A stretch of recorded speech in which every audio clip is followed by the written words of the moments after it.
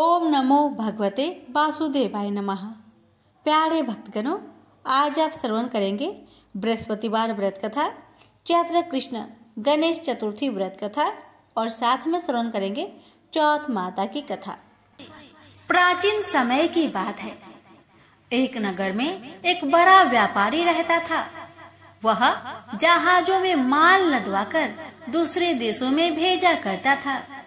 वह जिस प्रकार अधिक धन कमाता था, उसी प्रकार जी खोलकर दान भी करता था। परंतु उसकी पत्नी अत्यंत कंजूस थी।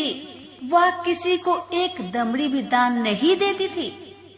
एक बार सेठ जब दूसरे देश व्यापार करने गया तो पीछे से बृहस्पति भगवान साधु का वेश धारण करके व्यापारी की पत्नी के समक्ष उपस्थित हुए और भिक्षा मांगने लगे।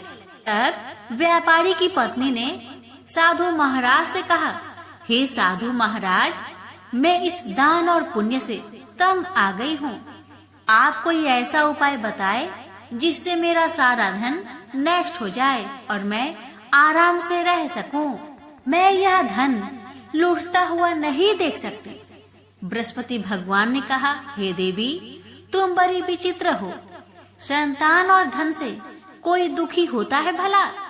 अगर अधिक धन है तो इसे शुभ कार्यों में लगाओ, कुंवारी कन्याओं का विवाह करवाओ, विद्यालय और बाग बगीचों का निर्माण कराओ। ऐसे पुण्य कार्य करने से तुम्हारा लोक परलोक सार्थक हो सकता है। परंतु साधु की इन बातों से व्यापारी की पत्नी को खुशी नहीं हुई। उसने कहा, मुझे ऐसी धन की आवश्यकता नहीं है जिसे मैं दान में दूं। तब बृहस्पति देव बोले, यदि तुम्हारी ऐसी इच्छा है तो तुम एक उपाय करना। 7 बृहस्पतिवार घर को गोबर से लिपना और अपने केसों को पीली मिट्टी से धोना। केसों को धोते समय स्नान भी करना। व्यापारी से हजामत बनाने को कहना। भोजन में मांस मदिरा खाना। कपड़े अपने घर धोना। ऐसा करने से तुम्हारा सारा धन नष्ट हो जाएगा। इतना कहकर बृहस्पति भगवान अंतर ध्यान हो गए। व्यापारी की पत्नी ने बृहस्पति देव के कहे अनुसार 7 बृहस्पतिवार वैसा ही करने का निश्चय किया। केवल 3 बृहस्पतिवार बीते कि उसके समस्त धन संपत्ति नष्ट हो गई और वह परलोक सिधार गई। जब व्यापारी वापस आया तो उसने देखा कि उसका सब कुछ नष्ट हो चुका है। यह देखकर व्यापारी ने अपनी पुत्री को सत्वाना दी और दूसरे नगर में जाकर बस गया। वहाँ वह जंगल से लकड़ी काटकर लाता और शहर में बेचता था। इस तरह वह अपना जीवन व्यतीत करने लगा। एक दिन उसकी पुत्री ने दही खाने की इच्छा प्रकट की, लेकिन व्यापारी के पास दही खरीदने के पैसे नहीं थे। वह अपनी पुत्री को अवशासन देकर जंगल में लकड़ी काटने चला गया। वह एक वृक्ष के नीचे बैठकर अपनी पूर्व दशा पर विचार करके रोने लगा। उस दिन बृहस्पतिवार का दिन था। तभी वह बृहस्पति देव साधु के रूप में सेठ के पास आए और बोले, हे मनुष्य, तू इस जंगल में किस चिंता में बैठा है? तब व्यापारी बोला, हे महाराज, आप सब कुछ जानते हैं। इतना कहकर व्यापारी अपनी कहानी सुनाकर रो पड़ा। बृहस्पति भगवान बोले, देखो बेटा, तुम्हारी पत्नी ने बृहस्पति देव का अपमान किया था, इसी कारण तुम्हारा यह हाल हुआ है। लेकिन अब तुम किसी प्रकार की चिंता मत करो। तुम गुरुवार के दिन बृहस्पति देव का पाठ करो। 2 पैसे के चने और गुड़ को लेकर जल के लोटे में शक्कर डालकर वह अमृत और प्रसाद अपने परिवार के सदस्यों और कथा सुनने वालों को बांट दो। स्वयं भी प्रसाद और चरणामृत लो। भगवान तुम्हारा अवश्य कल्याण करेंगे। साधु की बात सुनकर व्यापारी बोला, महाराज, मुझे तो इतना भी नहीं बचता कि मैं अपनी पुत्री को दही लाकर दे सकूं। इस पर साधु महाराज जी बोले, तुम लकड़ियां शहर में बेचने जाना। तुम्हें लकड़ियों के दाम पहले से चौगुने मिलेंगे, जिससे तुम्हारे सारे कार्य सिद्ध हो जाएंगे। उसने लकड़ियां काटी और शहर में लकड़ियां बेचने चल पड़ा। उसकी लकड़ियां अच्छे दाम में बिक गई, जिससे उसने अपनी पुत्री के लिए दही लिया और साथ ही साथ गुरुवार की कथा हेतु चना गुड़ लेकर कथा की और प्रसाद बांटकर स्वयं भी खाया। उसी दिन से उसकी सभी कठिनाइयां दूर होने लगी, परंतु अगले बृहस्पतिवार को वह कथा करना भूल गया। अगले दिन वहाँ के राजा ने एक बड़े यज्ञ का आयोजन कर पूरे नगर के लोगों के लिए भोजन का आयोजन किया। राजा की आज्ञा अनुसार पूरा नगर राजा के महल में भोज करने गया, लेकिन व्यापारी व उसकी पुत्री तनिक विलंब से पहुँचे। अतः उन दोनों को राजा ने महल में ले जाकर भोजन कराया। जब वे दोनों लौटकर आए, तब रानी ने देखा कि उनका खूंटी पर टंगा हार गायब है। रानी को व्यापारी और उसकी पुत्री पर संदेह हुआ कि उसका हार उन दोनों ने ही चुराया है। रानी ने सारा कहानी राजा को सुनाया। फिर राजा की आज्ञा से उन दोनों को कारावास की कोठरी में कैद कर दिया गया।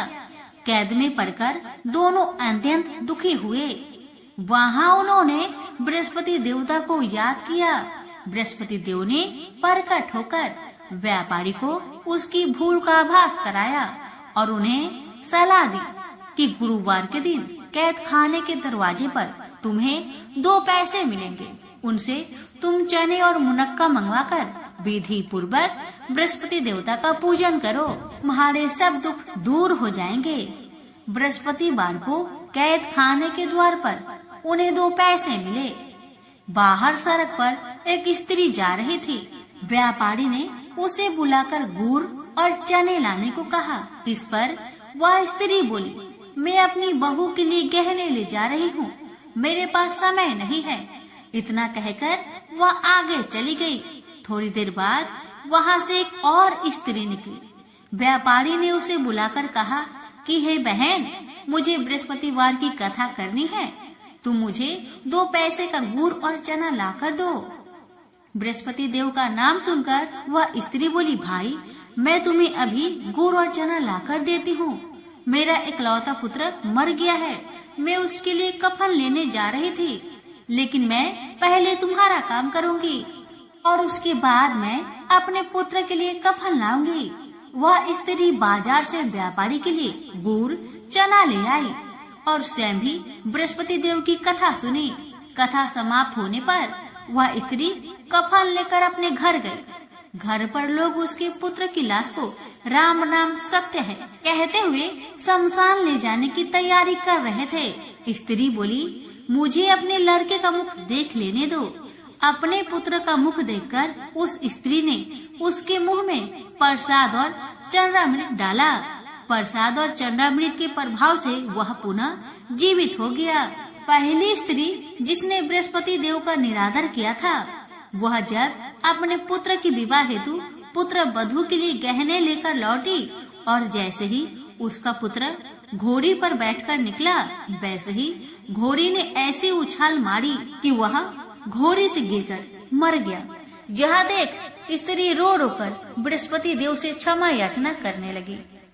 उस स्त्री की याचना से बृहस्पति देव साधु के वेश में वहाँ पहुंचकर कहने लगे, देवी तुम्हें अधिक विलाप करने की आवश्यकता नहीं है। यह बृहस्पति देव का अनादर करने का कारण हुआ है।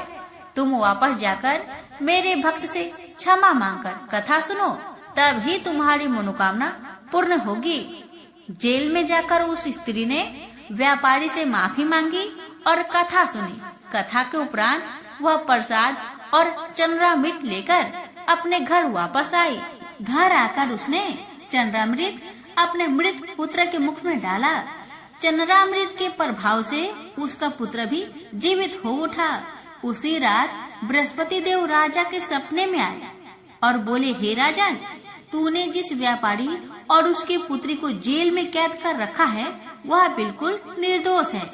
तुम्हारी रानी का हार वहीं खूंटी पर टंगा है। दिन निकला तो राजा रानी ने हार पर खूंटी लटका हुआ देखा।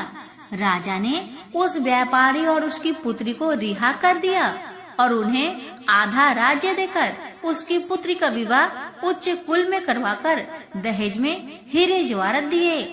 हे बृहस्पति भगवान, आपकी कथा कहने वाले, सुनने वाले, हुक्कार भरने वाले सभी भक्तों की अपनी सभी मनोकामना को पूर्ण करना। प्रेम से बोलिए बृहस्पति भगवान की जय। एक समय की बात है जब कैलाश में माता पार्वती और भगवान गणेश विराजमान थे। तब 12 माह के गणेश चतुर्थी का प्रसंग चल रहा था। तब माता पार्वती ने कुतूहल बस भगवान गणेश से पूछा, माता पार्वती, हे पुत्र, चैत्र माह के कृष्णा पक्ष की चतुर्थी को तुम्हारे किस स्वरूप की पूजा की जाती है और उसका विधान क्या है, वो मुझसे कहो। माता पार्वती की जिज्ञासा को शांत करते हुए भगवान गणेश ने कहा, हे माता, चैत्र माह की कृष्णा पक्ष को आने वाली चतुर्थी को मेरे भालचंद्र स्वरूप की पूजा करनी चाहिए। इस दिन पूरे दिन व्रत रखकर रात्रि में षोडशोपचार से मेरा पूजन करना चाहिए। इस दिन व्रती को ब्राह्मण भोजन के अंतराल पंचगव्य पान करते रहना चाहिए। यह पूर्ण रूप से सभी संकटों का नाश करता है। इस व्रत के स्मरण मात्र से मनुष्य को सभी सिद्धियां की प्राप्ति सहज रूप से हो जाती है। अब माता, मैं आपको इस व्रत से जुड़ी एक कथा के विषय में अवगत कराने जा रहा हूँ, अतः आप इसे ध्यान पूर्वक सुनिएगा। सतयुग में मकरध्वज नामक एक राजा हुए थे। परम प्रजा पालक थे। उनके राज्य में सभी लोग सुखी और समृद्धि जीवन व्यतीत कर रहे थे। सभी वर्ण के लोग अपने धर्म का पूर्ण निष्ठा से पालन किया करते थे। प्रजा निरोगी और स्वस्थ जीवन व्यतीत करती थी। प्रजा में चोर और डाकू आदि का कोई भय नहीं था। नगर में रहने वाले सभी लोग उदार, दानी, धार्मिक, बुद्धिमान और सुंदर थे। इतना सुंदर राज्य होने के पश्चात राजा पुत्र सुख से वंचित थे। पुत्र रत्न की प्राप्ति हेतु उन्होंने कई यत्न किए। अंततः महर्षि याज्ञवल्क्य की कृपा से उन्हें पुत्र धन की प्राप्ति हुई। पुत्र रत्न की प्राप्ति होने पर राजा की खुशी का कोई ठिकाना नहीं रहा था। अब वो अपने राज्य का संपूर्ण कार्यभार अपने मंत्री धर्मपाल को सौंपकर विविध प्रकार के खेल खिलौने से अपने राजकुमार का पालन पोषण करने लगे। यहाँ राज्य का शासन अपने हाथों में आ जाने से मंत्री धर्मपाल धन्य धान्य से संपन्न हो गए। मंत्री महोदय को एक से बढ़कर एक पुत्र की प्राप्ति हुई। सभी पुत्रों का विधि विधान से पूरे हर्षोल्लास के साथ विवाह संपन्न किया। अब सभी मात्र पुत्र धन का उपभोग बड़े जतन से करने लगे। परिवार के सभी सदस्यों में सबसे छोटे पुत्र की पुत्र वधू बहुत धर्मपरायण थी। वो भगवान गणेश की परम भक्त थी। चैत्र माह के कृष्णा पक्ष की चतुर्थी आने पर ने भगवान गणेश की पूर्ण श्रद्धा से आराधना और पूजा की और उनका व्रत अनुष्ठान भी किया। पूजन और व्रत से विचलित होकर सास अपनी पुत्र वधू से कहने लगी, अरे क्या तंत्र मंत्र द्वारा पुत्र को अपने वश में कराने के उपाय कर रही है। अपनी सास द्वारा बारंबार निषेध किए जाने पर भी अपनी पुत्र वधू में कोई बदलाव आता ना देख सास पुनः बोली, अरे दुष्टा, मेरे बार बार कहने पर भी तू मेरी बात को अनदेखा कर रही है। मैं तुझे पीट कर ठीक कर दूंगी। मुझे ये सब तांत्रिक अभिचार पसंद नहीं है। अपनी सास की बात सुन पुत्र वधू ने विनम्रता से कहा, हे सासू माँ, मैं संकट नाशक गणेश भगवान का व्रत कर रही हूँ। यह व्रत अनुष्ठान करने से मनोवांछित फल की प्राप्ति होती है। अपनी पुत्र वधू की बात सुन क्रोधवश सासू ने अपने पुत्र से कहा, हे पुत्र, तुम्हारी वधू जादू टोने पर उतारू हो गई है। मेरे बार बार समझाने पर भी उसने मेरी एक ना सुनी। अब तुम ही उसे मारकर उसकी अकल को ठिकाने लाओ। मैं किसी गणेश जी को नहीं मानती। वो कौन है और उसका व्रत कैसा होता है? हम लोग तो राजकुल से हैं। हमारी भला किस विपत्ति को वो नष्ट करेंगे? माता की आज्ञा को मानते हुए उसके पति ने उसे मारा। इतनी पीड़ा को सहन करते हुए भी उस पुत्र वधू ने व्रत को पूर्ण किया। व्रत के अंत में वो भगवान गणेश जी का स्मरण करते हुए प्रार्थना करने लगी और कहने लगी, हे विघ्नेश्वर, हे गणपति, आप हमारे ससुर को अपना परचम दिखाइए ताकि वो आपकी महिमा को समझ पाए और उनके मन में आपके प्रति श्रद्धा भाव जागृत हो। अपने भक्त की करुण पुकार सुन भगवान गणेश जी ने देखते ही देखते राजा के पुत्र का अपहरण कर लिया, उसे धर्मपाल के महल में छुपा दिया। उसके बाद राजकुमार के सभी वस्त्र अलंकारों को उतारकर राजमहल में फेंक दिए और खुद अंतर्ध्यान हो गए। इधर राजा ने प्रेम पूर्वक अपने पुत्र को पुकारा, किंतु उन्हें कोई प्रति उत्तर नहीं मिला। प्रति उत्तर ना मिलने पर उन्होंने शीघ्रता से पुत्र की खोज शुरू कर दी। राजा को अपने महल में पुत्र की पुष्टि ना होने पर वो शीघ्रता से मंत्री धर्मपाल के महल में गए और वहां जाकर अपने पुत्र को खोजने लगे। उन्होंने सबसे पूछा, मेरा राजकुमार कहाँ है? यहाँ उसके सभी वस्त्र और आभूषण मिल गए हैं, किंतु मेरा राजकुमार कहाँ चला गया? किसने ऐसा निंदनीय कार्य किया है? हाय, मेरा राजकुमार कहाँ है? राजा की व्याकुलता धीरे धीरे अब बढ़ने लगी थी। राजा की दशा को देख मंत्री धर्मपाल ने कहा, हे राजन, आपका चंचल पुत्र कहाँ है? उसका मुझे कोई पता नहीं है, किंतु मैं अभी पूरे राज्य में बाग बगीचे आदि स्थानों पर उसकी खोज आरंभ करता हूँ।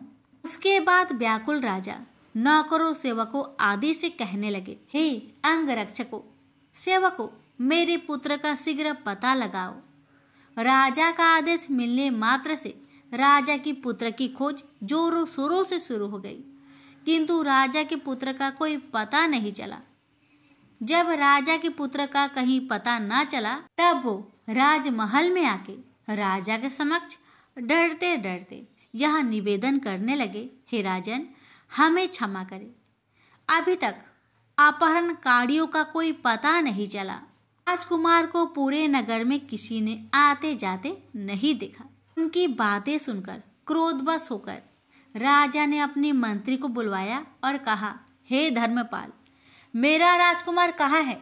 मुझे साफ साफ बता दे कि मेरा राजकुमार कहाँ है। उसके सभी वस्त्र आभूषण मुझे दिखाई दे रहे हैं, केवल वही नहीं है।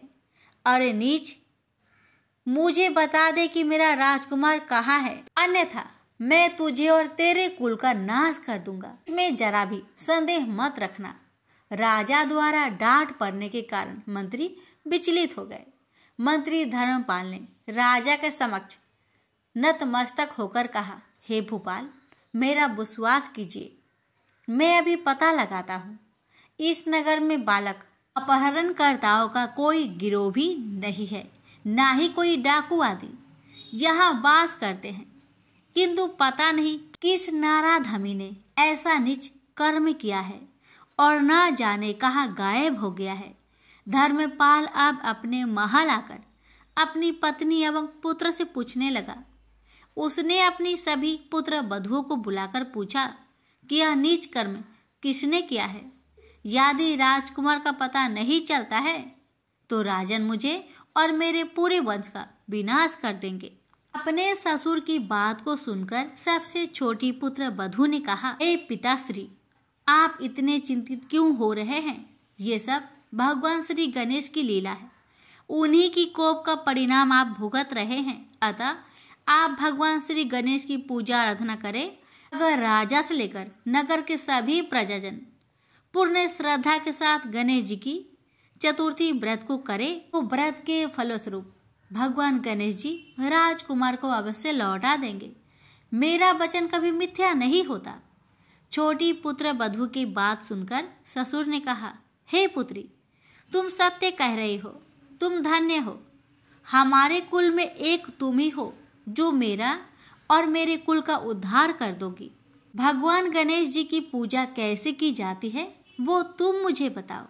हे सुलक्षणी, मैं मंद बुद्धि होने के कारण भगवान गणेश की व्रत का महिमा नहीं जानता हूँ। अतः मुझ पर और मेरे परिवार को उनके किए गए अपराध की क्षमा दे और मेरे राजकुमार का पता लगवा दो। तब सभी लोग ने भगवान श्री गणेश का कष्टनाशक चतुर्थी व्रत के अनुष्ठान को किया। राजा सहित सभी नगरों ने गणेश जी को प्रसन्न करने हेतु व्रत का अनुष्ठान किया। सभी के व्रत अनुष्ठान के प्रभाव से गणेश जी प्रसन्न हो गए और देखते ही देखते सभी लोगों के सामने उन्होंने राजकुमार को प्रकट किया। राजकुमार को अपने समक्ष देख राजा सहित सभी नगर वासियों की खुशी का ठिकाना न रहा। वो बस राजकुमार को आश्चर्यचकित होकर देखने लगे। राजा अपने पुत्र को पुनः प्राप्त कर खुशी से फूले नहीं समाया। भगवान गणेश की लीला को देख वो नतमस्तक होकर कहने लगे, भगवान गणेश जी आप धन्य हो और धर्मपाल तुम्हारी छोटी पुत्र वधु भी धन्य है, जिसकी कृपा से आज मेरा पुत्र यमराज के वहां जाकर भी दोबारा लौट आया। अतः आप सभी नगरजन इस संतानदायक व्रत को विधिवत करते रहे। श्री गणेश जी बोले, हे माता, इस व्रत से बढ़कर इस लोक तथा सभी अन्य लोक में और कोई व्रत नहीं है। कथा का श्रवण युधिष्ठिर ने भगवान श्री हरि कृष्ण से सुना था और इसी चैत्र माह के कृष्ण पक्ष को आने वाली चतुर्थी का व्रत करके उन्होंने अपने खोए हुए राज्य को फिर से प्राप्त किया। प्रेम से बोलिए गणेश भगवान की जय। एक सेठ सेठानी थे। उनके एक बेटा और बहू थे। बहू सबको भोजन करा के फिर स्वयं भोजन करती।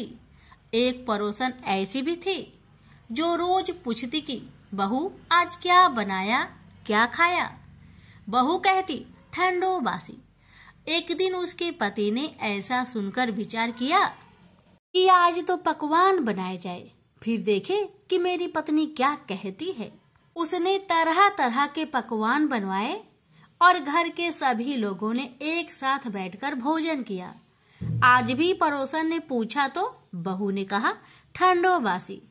सेठ के लड़के ने सोचा हो न हो कोई बात अवश्य है जिससे कि मेरी पत्नी ऐसा कहती है। उसने पत्नी से पूछा तुम रोज ठंडो बासी खाया ऐसा क्यों कहती हो, जबकि आपन सबने एक साथ बैठकर कई तरह के पकवान खाए। उसकी पत्नी बोली आपन जो खा रहे हैं वह बाप बूढ़ों की कमाई है। जिस दिन आप कमा कर लाओगे उस दिन मैं समझूंगी कि ताजा भोजन कर रहे हैं। अब एक दिन लड़के ने माँ से कहा मैं एक बड़े शहर में कमाई करने जा रहा हूँ। माँ बोली बेटा अपने पास इतना धन है कि खाया नहीं खुटेगा।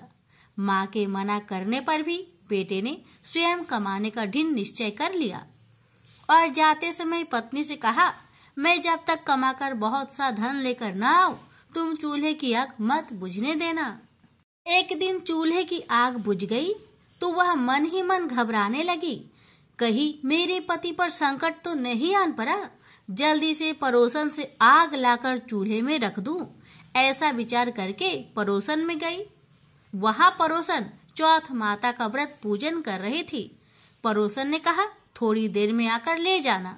बहू ने पड़ोसन से पूछा आप यह व्रत क्यों करती है, इससे क्या मिलता है। पड़ोसन ने कहा चौथ माता के इस व्रत को करने से अन्न लक्ष्मी मिले और अपनी मनोकामना पूरी हो। अब बहू भी चौथ माता का व्रत करने लगी। दीवार पर चौथ माता बनाई।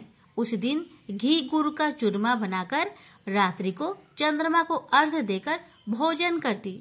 ऐसा करते करते बहुत दिन हो गए। चौथ माता ने उस बहू के पति को सपना दिया कि साहूकार का बेटा तू जागे कि सोवे, तेरी पत्नी बहुत याद कर रही है।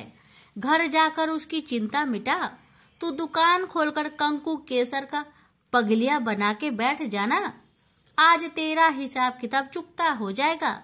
अब तो चौथ माता ने जैसा कहा था वैसा ही हुआ। उसने घर जाने की तैयारी की और गाड़ी भर के धन दौलत लेकर चल दिया। रास्ते में एक बड़ा सा काला नाग फन फैलाए बैठ गया और कहने लगा आज तो मैं तुझे डसूंगा, छोड़ूंगा नहीं। आज तेरी आयु पूरी हो गई है। सेठ ने लड़के से कहा आज चौथ माता ने मुझे सपना दिया तो मैं पत्नी से मिलने घर जा रहा हूँ। वहाँ मेरी पत्नी बहुत चिंता कर रही है। मैं उससे मिलकर जरूर आऊंगा, तब तुम मुझे डस लेना। नाग ने कहा, तुम शपथ पूर्वक कहकर जाओ तो मैं तुम्हें जाने दूंगा, परंतु लौट कर नहीं आए तो तुम्हारे घर आकर मैं तुम्हें डस लूंगा।